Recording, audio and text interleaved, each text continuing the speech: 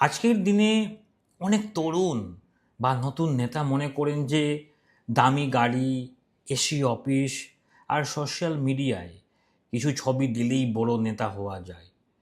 কিন্তু রাজনীতির ময়দানটা এত সহজ নয়। মনে রাখবেন, প্রতিকূলতাই হলো নেতৃত্বের শ্রেষ্ঠ ল্যাবরেটরি। নমস্কার সালাম, আমি মোস্তাফিজুর রহমান, একজন পলিটিক্যাল স্ট্র্যাটেজিস্ট।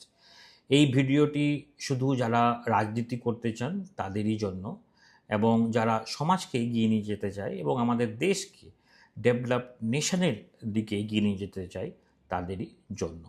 ওকে, চলেন শুরু করি। আমি কেন বলছি যে প্রতিকূলতাই হলো নেতৃত্বের শ্রেষ্ঠ ল্যাবরেটরি? দেখুন, ল্যাবরেটরি বা গবেষণাগারে কোনো জিনিসের গুণমান পরীক্ষা করা হয় চরম চাপের মধ্যে, তাই না? রাজনীতির ময়দানটাও ঠিক তেমন। যখন আপনার সময় ভালো যাচ্ছে তখন সবাই আপনার সাথে থাকবে, কিন্তু যখন আপনি সংকটে পড়বেন চারপাশ থেকে বাধা আসবে। ঠিক তখনই বোঝা যাবে আপনি আসলে কতটা শক্তিশালী নেতা।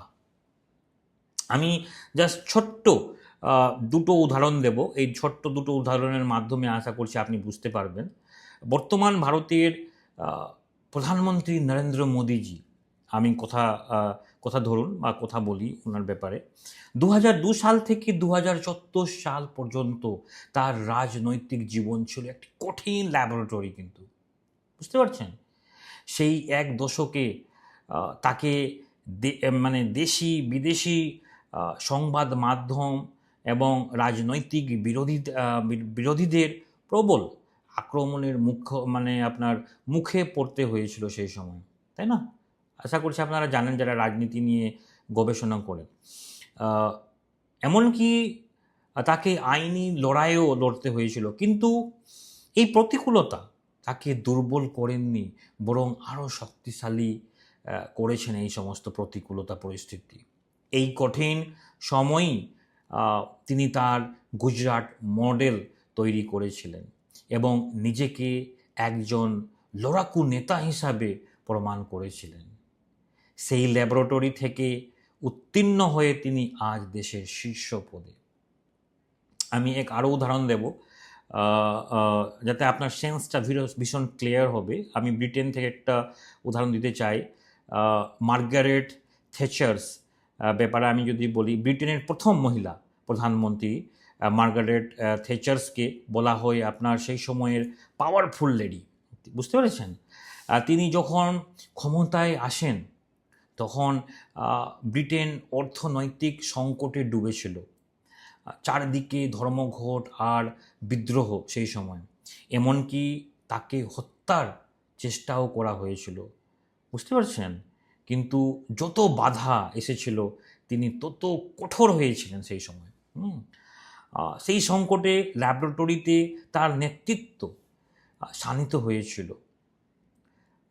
প্রত্যেকটা ওয়ার্ড কিন্তু মিনিংফুল। আমি যেগুলো জিনিস বলছি এটা কিন্তু ধৈর্য দিয়ে শোনার, এবং আপনি যদি এই সমস্ত জিনিস পালন করেন তো 100% আপনার পরবর্তী জীবনে সাকসেসফুল হবেন। তিনি প্রমাণ করেছিলেন যে ঝড়ের মুখে দাঁড়িয়ে যে নেতা পিছু হটে না, ইতিহাস তাকেই জয়ী করেন। এটা কিন্তু বাস্তব সত্য। একজন পলিটিক্যাল কনসালটেন্ট হিসাবে আমি মনে করি আপনার জীবনে যদি কোনো বড় বাধা বা প্রতিকূলতা না থাকে বা কোনো বাধা বিপত্তি না আসে বা থাকে, তবে আপনি কখনো বড় মাপের নেতা হতে পারবেন না। বুঝতে পারছেন তো? সংকট আপনাকে শেখাবে কিভাবে মাথা ঠান্ডা রেখে সিদ্ধান্ত নিতে হয়। আপনার হারানো আসন বা আপনার বিরুদ্ধে হওয়া অপপ্রচার আপনার সব কিছুকেই একটা সুযোগ হিসাবে দেখুন। বুঝতে পারছেন? সমস্ত কিছু সুযোগ হিসাবে দেখুন। এই ল্যাবরেটরিতে নিজেকে প্রমাণ করুন, জয় আপনারই নিশ্চিত হবে। ওকে, তো আমি যদি বলি রাজনীতিতে আবেগের গুরুত্ব আছে, কিন্তু জয়ের জন্য প্রয়োজন নিখুঁত পরিকল্পনা আর সঠিক রণকৌশল। আপনার রাজনৈতিক কেরিয়ারকে সঠিক দিশা দিতে আমরা তৈরি করেছি বিশেষ উইনিং ব্লুপ্রিন্ট। বুঝতে পারছেন? পঞ্চায়েত হোক, মিউনিসিপ্যালিটি বা বিধানসভা এবং লোকসভা, যে কোনো স্তরে যারা সিরিয়াসলি রাজনীতি করতে চান বা যে কোনো রাজনৈতিক দল আগামী নির্বাচনে জয়ী হওয়ার পরিকল্পনা করছেন, তারা আমাদের সাথে সরাসরি যোগাযোগ করতে পারেন।